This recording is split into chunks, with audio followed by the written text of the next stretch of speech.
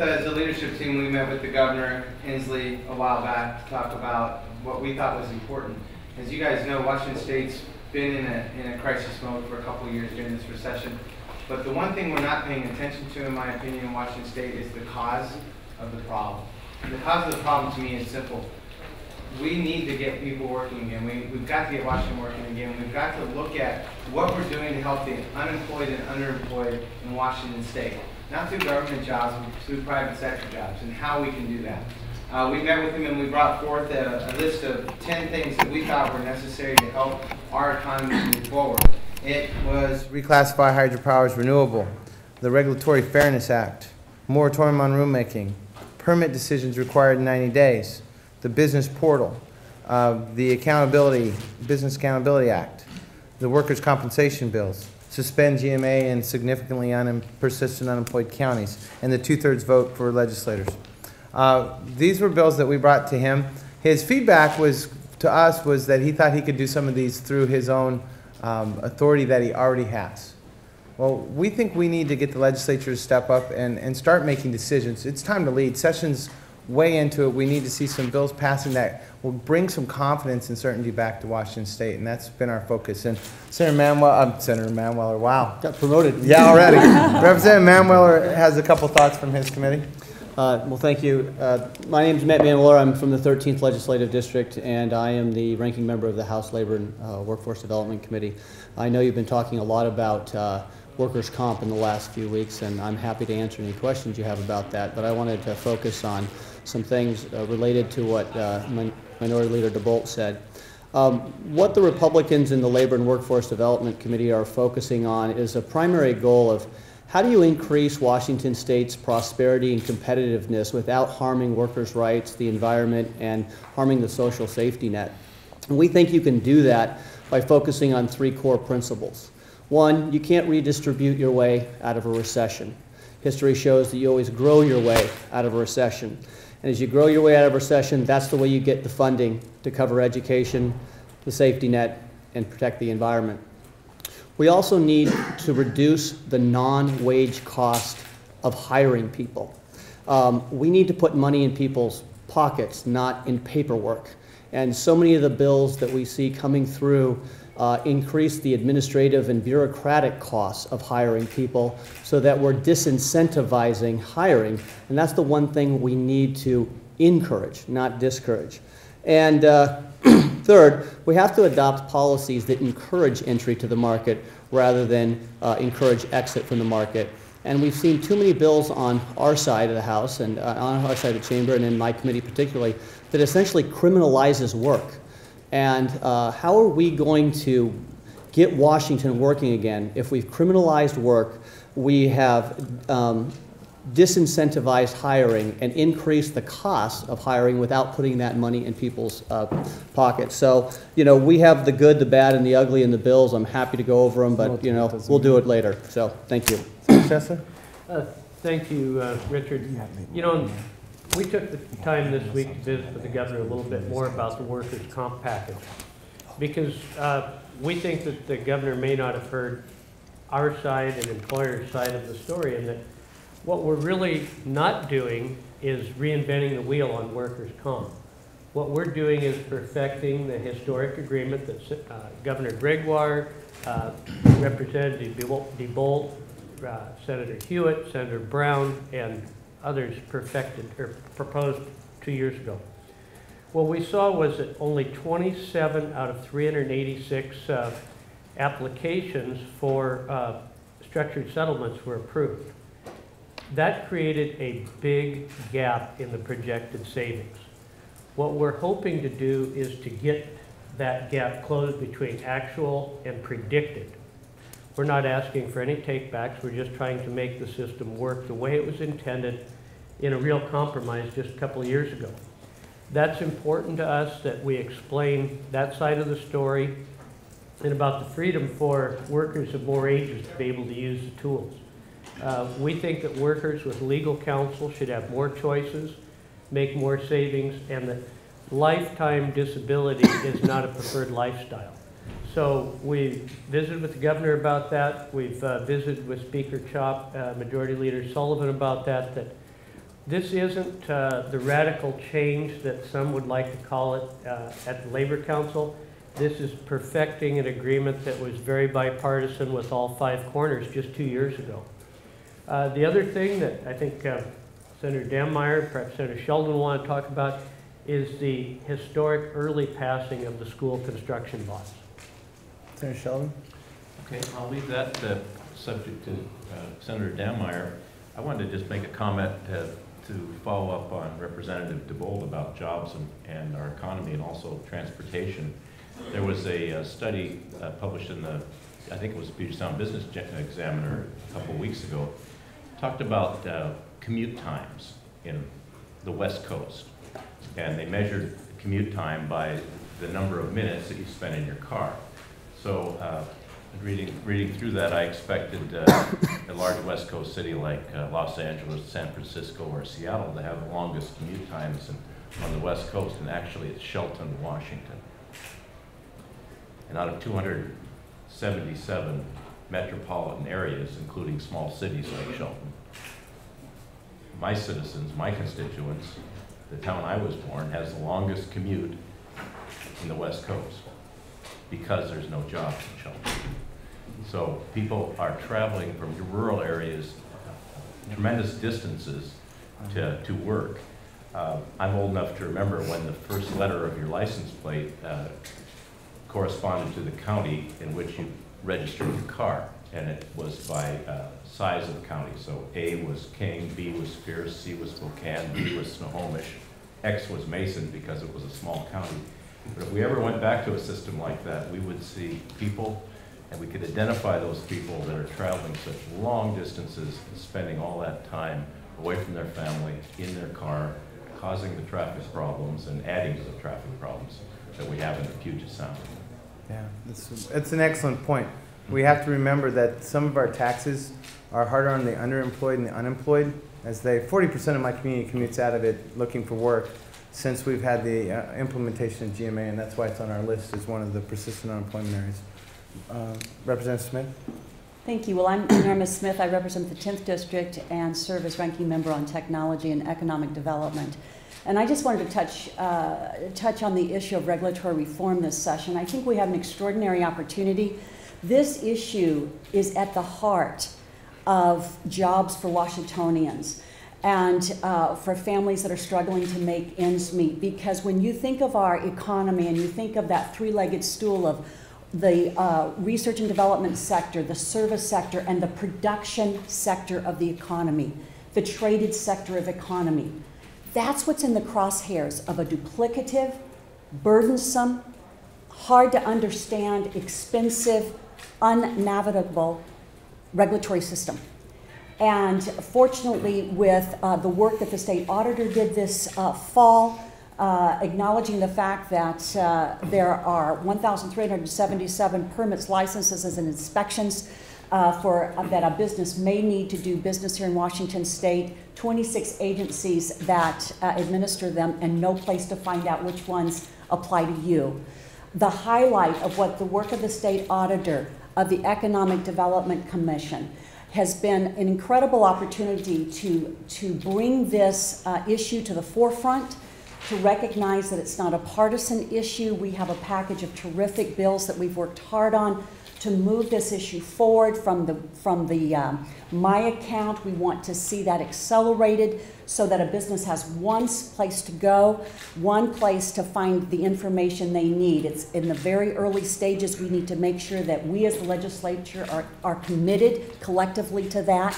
We also have other bills as well that really work on streamlining processes. It's not about degrading expectations and protections, but rather helping people understand what is expected of them and providing the customer service as a government that the job creators in Washington State deserve.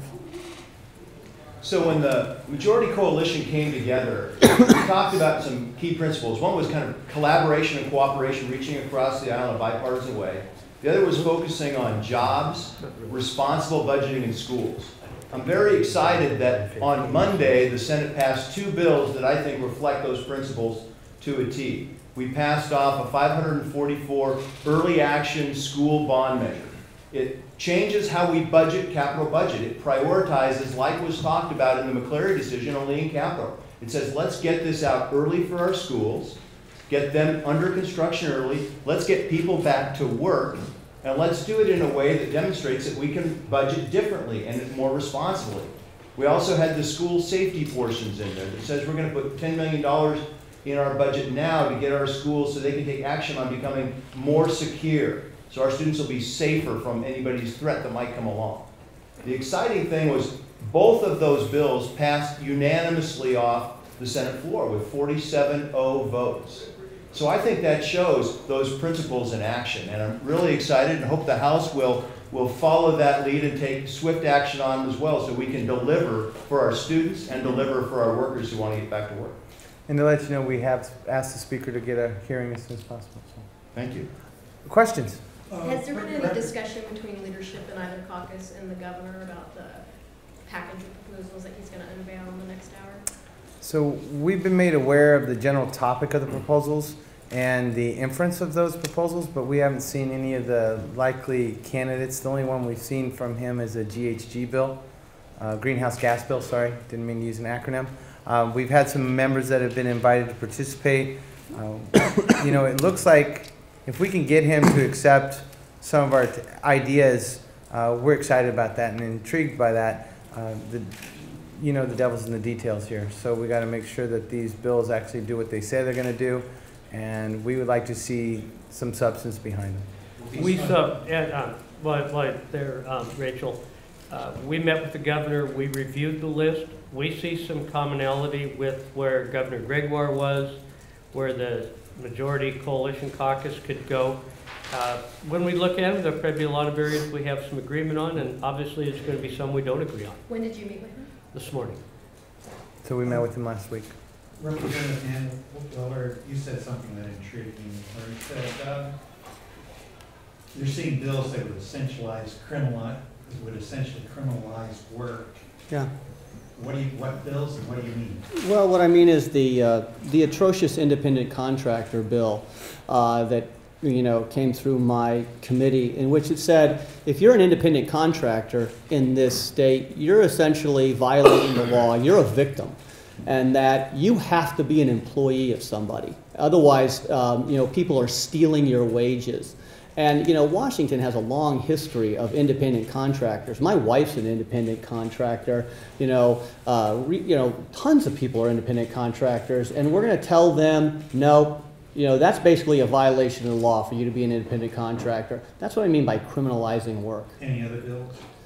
Okay, what about the 1437, I think is the number, the biz-to-biz requirement, where what they're doing now is saying anybody you work with that you buy more than $600 in stuff with, okay, you have to exchange virtually a state version of an I-99, and if you don't, then L&I is going to come after you. And L&I has been given powers of judge, jury, and executioner. We don't do that in the United States. We don't give one unelected body the authority to be judge, jury, and executioner and basically set them up to break the law. That's all that law does. It's just basically it's setting people up to break the law, and then L&I gets to be judge, jury, and executioner. We cannot criminalize work. We need to incentivize work.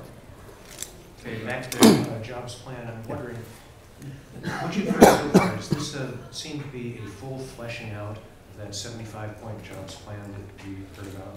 I think it's the first part of it. I think he's looking to see what bills are out there that he wants to support. I think we're a little behind schedule. If he's going to run out a 75-point plan, I'd like to see it soon. The list we saw of bills, we had some on there. There's some that he thinks that he wants to implement without legislation, so he's not putting that necessarily in his package, but it's a part of his package. So we haven't seen the whole plan. Senator Shrestha, can you say what it was where you do see commonality? Well, sure. I think we're all very interested in expansion of some of the STEM programs. I think making it simpler to get a business permit, one-stop ideas. The portal idea, I think, is something that enjoys common support. those are ones that come to mind immediately off the top of my head. It's one of those ideas that floated around from the previous administration. The troubling part, Brad, is for our committee chairman, we're extremely close to cutoff. So if they don't have budget implications, they're going to be hard pressed for time when you get this close to the cutoff. And Brad, I also think, you know, some of his lean principles and some of the things that he's been putting out are welcome from our perspective. Anything he can do to streamline and change government. But again, I think the senator's point is that he has to abide by the legislative process as well as any other member. So when he puts his request bills out, they still have cutoff and they still have issues. So it's one thing to go out and say you're going to change the world and do something different, but if you miss your timelines, oops, then that doesn't work for anybody. So he's got to pick up the pace. So it sounds like you guys are not being critical of the program yet. No. Right? You know, Eric, I would rather search for common ground than just throw rocks. You know, we saw some things that maybe weren't original from this administration, like the Yakima River Basin Plan. Sure, that's been bouncing around, but you know, we'd rather find the common ground than the areas to fight over. On your 10-point job creations thing. Yes, sir. How can you link a 2/3 majority for taxes and job creation? How can you link suspending the Growth Management Act to job creation? And this is the first I've ever heard of a movement to suspend. So John, we've been working on this. The growth management thing has been a part of our caucus's regulatory reform package for the last 6 years. What it basically says is there's a buildable land index that comes along with the Growth Management Act. Some communities, for example, like Lewis County, had, after GMA was done and they were trying to do their planning, only 67 acres of industrial lands in which they could site a business. You can't, under GMA, you can't keep an economy rolling on 67 acres of industrial lands. When you look at Lewis County, I don't know if you've been to that county in particular, there's a lot of land. And to think that only 67 acres qualifies for industrial was very difficult. So we had to come up with another idea and a plan, which Governor Gregoire agreed and created industrial land banks. But some of these communities out there, Ferry County had to lay off its deputy sheriff to hire a planner to comply with GMA. These are not persistent growth counties. GMA was necessary by some people's opinion for King County, Snohomish County, Pierce County. They can have it. I'm not saying that they don't have to have it. But there are small counties with persistent unemployment like Mason County, Lewis County, Cowlitz County that have an opportunity to grow that they can't grow because of the Growth Management Act is hampering that. Well, why can't they, I mean, Cowlitz, that's Longview, Kelso. Longview. I have 2 examples if you want them. That's a fairly industrial. They can't go beyond. Can I give you 2 examples? I'm from Kittitas County, and both 2 little towns in my county, Thorpe and the city of Kittitas, have tried to develop urban growth nodes to expand, and they had businesses that were ready to come in, and in both cases, the Eastern Washington's Hearings Board struck down their urban growth nodes, so we lost both those businesses and we lost those jobs, and now they're in SELA. So it does hurt us. John, here's another example. We're protecting Garfield County, the smallest populated county in the state, from growth, and we're mandating the cost. We have less than 2,200 people to spread the cost over, but yet they would like to have another deputy. They would like to have help with their paramedics. Really basic services compete with doing reports, going through the hoops of GMA. That county has lost population in the last 3 census counts, but still has to comply to protect the county that's losing growth from growth. It just doesn't make sense in many cases. John, And I just add one thing. As a county commissioner, I can tell you in Mason County that changing your comprehensive plan, because you have an opportunity to do that once a year, is very difficult. And finding industrial land and the infrastructure that you need in a rural county, when 6 of our counties in the state only have 1 incorporated city where infrastructure usually starts. It is very, very difficult. With suspending it backfire, I mean, the Growth Management Act is. But even changing it has become so hard. Even former Governor Booth Gardner said that when it was enacted under his administration, there's always reasons change things as time goes on, and we haven't changed with the times. I just want to add on the 2/3. Why does that matter? Yeah. It matters incredibly to the job creators in Washington State. The people of Washington State have said repeatedly, this is the way they want us to govern. When you're making business decisions, and I'm going to bring you back again to that production sector of our economy, the traded sector where we grow and build and create, if you can't make plans, if you can't create a business plan and know with certainty what your bottom line is going to look like because of your obligations, then the issue of uncertainty becomes a huge obstacle for growth. And every economist in the nation has told us the same thing. It is the single most important thing we can do to accelerate our economic recovery. Okay, hold on, John. Peter. Asking about the workers' compensation. Yes. You talk about perfecting a deal that was made a couple of years ago. That was a negotiated deal. Don't you perfect negotiated agreements through further negotiation, or do you throw out unilateral changes? As somebody who's in the room on that, Peter, one of the things that was discussed was actually we're not living up to our agreement. That's the way you have to look at it. The deal was fine, but what happened is that the way things were appointed in the commission and the way it's been managed through the process didn't allow for the projections and the way the negotiations were intended to work. So it's more of a cleanup to make it work like it was supposed to work. I don't think the intention is any different from what your bill is doing. Their bill is just saying we obviously need a better, more comprehensive scope to meet the projections that we're meeting. And we all agreed that those projections needed to be met. If Senator Holmquist Newberry was part of the conference today, Peter, she was instrumental in those negotiations then too. And she said, you know, Governor Gregoire said we're going to do this. Yep. We're going to take a timeout for 1 year. Nobody does anything on workers' comp. Let it work. And Senator Holmquist lived up to her word. Obviously, she didn't sponsor bills. She didn't promote bills. She took the time off. Now we've seen the problem. We're trying to get that back to what the intent was. We're not pushing anything radical here. We're trying to perfect what was a very broad agreement to improve a very expensive workers' comp system. But you're changing age groups. The original intent, but that wasn't part of the original agreement, it was part of the original agreement, and it was taken out when it came to the floor. When we first left the conference and had an agreement from the four corners, the age limit was actually in there. And then in order to move it off the House floor, the age limit was taken out as a final move by the House Democrats. You know, this is a classic example of some of the things that are very challenging in government. You know, it's a fire and forget. You think you want to do something, you let it go, and you never adjust whether it's working or not, whether it's achieving the goals. This is a great example where it didn't achieve the goals that were laid out for it. Now we're trying to do something different, and we are doing it through negotiation. That bill, you know, the one bill left the Senate floor with 30 votes, so there's a lot. We're getting it in negotiation, in the process. Brad? The same thing is true in education. We've got to do things that are different. We've got to. There's people out there who want to maintain the status quo, just throw more money at it, and even decrease expectations. Where we're about increasing expectations, challenging the status quo, and investing money that delivers results for kids.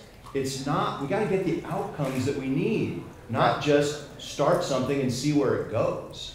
As I understand, I called L9 and found out what their expectations for savings were, and they're not alarmed at the direction it's going. They think the savings in the original plan are going to be achieved. It's a very crude paraphrase of what I learned. It's crazy that they would not be alarmed, but my figures show that, and I hope they're right, that annually they were expecting in 2012 savings of $335 million. We're at 47 million was saved. Only 15% of what was expected. Of 386 projected settlements, of the structured settlements, since January 2012, there's been 27. So what is the reason on the, did you guys look at the reason why only 27 went through it? Did these changes address that? One of the reasons was the Board of Appeals went to turning these down automatically. I mean, if you go to that board, you're an injured worker. By the way, the average age of a worker going on disability is 42. So an age of 40 is not real radical. They go in with legal representation saying we want to accept a structured settlement that will help us get on with our lives rather than a lifetime of disability. And by the way, like 44 other states, it's going to save the workers' comp system money. We call that a win-win. They've gone against that. We have to clean that up and make this. Are there reasons, I mean, do these specific changes address the reasons that they're being turned down? I believe they do. We've got every reason to believe that it will. We're very confident that these changes could get us back to the projections we have. And the important thing to remember, it's voluntary. No worker has to take this. It's voluntary. If you want to take disability and stay on disability till you're 65, I guess you have that choice. If you want to take a structured settlement with legal counsel, you may. This isn't a mandate. We're not forcing a single worker. We're giving workers a choice. That's what's most important, is that they have a choice and we have an opportunity to save the system money. Because if you remember, just before the election, the initial proposal was a 19% across the board rate increase. That's not an incentive to hire people or give pay raises. And you have to think, why does the other side not want this? Why do they not want people to have freedom? Why do they want people to be dependent on a program that could eventually go bankrupt? That's a problematic thinking that we have in Olympia right now. Next question. I wanted to ask you about a hearing in the House this morning on gun control. Yep. Including an amended version of the universal background check requirement. Wondering if you've seen that amended version, what you think of it, and then on the Senate side, if you think the companion bill will get a hearing. So I have not seen the amended version. I have an understanding of what it is. There's so many problems with that bill right now that I don't think that the amended version is going to help it ingenuate itself to other votes right now. It's got a long way to go. The package as a whole has to be talked about. What are we going to do as a whole? That's what we're trying to do as a caucus. We've brought solutions to the Speaker. He can go into a partisan fight on this, or he can look at the mental health issues that we're facing in Washington State. He can look at juvenile carry issues that we're facing in Washington State. He can look at the big package that we think will be more instrumental with school safety, or we can just kind of take it and do the political speak. So we're hoping that we can do it as a package and do it bipartisanly. What are some of the specific issues with the bill? Right now, there's issues around how a gun transfer title works when you have inter-family members or private sales. That's a problem. We also aren't sure how you enforce a bill like that. There's a concealed carry provision in it too that's problematic. On the Senate side, I'll finish the question for you, Jonathan. On the Senate side, first of all, we're most interested in jobs, education, and budgets, and not social issues. We're looking for things that we can readily agree with Senator Murray on and his caucus, and I think Representative DeBolt mentioned a few of those. The real question I have is, every year in this country, hundreds of thousands of people are denied the ability to buy a weapon through a background check. Only a very small number are prosecuted. So if the background check denies somebody the right to gun, why are we not prosecuting? Our system we have now, I don't think, is even being enforced, let alone starting a new one that's filled with problems. So you see this as a social issue? I think it borders on that. I think it's highly divisive and it's not broadly supported. Is it not going to get a hearing then in the Senate? I haven't talked to Senator Patton about that, but I think his plate's pretty full right now. I think there's one item just to add on. There's a vast difference in our state in people and how they feel about guns and how comfortable they are with guns. In my district, I have a lot of retired military. I have hunters, fishermen, people like myself that grew up with guns in our family and were taught by our parents how to handle weapons. And I think that half of the people in my district own a gun. You just don't know which half. And some of the figures that have been thrown out are not representative. I think even on the national level, gun deaths, the numbers of suicides are also included. Gun suicides are also included in those numbers. So there's a lot of work that needs to be done, and I think most of that needs to be done on the federal side. Right. Senator Chesler, unless something's changed, reproductive parity hasn't been scheduled for a hearing on the Senate side. Do you expect that to happen? Well, there's a commonly held idea that we're going to have a hearing on it. When? You know, if you looked at, Senator Becker is the chairman, and she was trying to figure out how she was going to hear all of the other Democrat-sponsored bills. She had demands to hear 22 different Democrat bills in health care that may have broad support and not nearly as controversial. So I suspect at some point we'll get to it. Well, it was originally, though, it went to Patton's committee, so now is it going back to? Both are busy chairmen, and we're going to look for opportunities to hear that. We also know that there is a House bill that may come over. So we're it's in rules. It came out in rules. today. So I mean, it may very well come over. But we have two very busy chairmen with issues that probably have a lot broader support in both caucuses. But they did allow notification, and they were busy. That was a chairman's choice and preference, and I'm not a dictator over my chairman. Unlike some previous leaders who said thou shall or shall not, my chairman has a little more freedom. Okay, there seems to be a double standard. If it's social for you guys, it's up to the chairman. If it's social with the other guys, they're too busy. So, it's interesting you bring it up because in the House, it's not like that at all. There is no chairman discussion. I can show you hundreds of bills that I think should get hearings in the House that don't get heard at all. So before you cast aspersion on a new coalition government that's bipartisan, come walk a mile in a completely partisan shoe over here and see what it's like.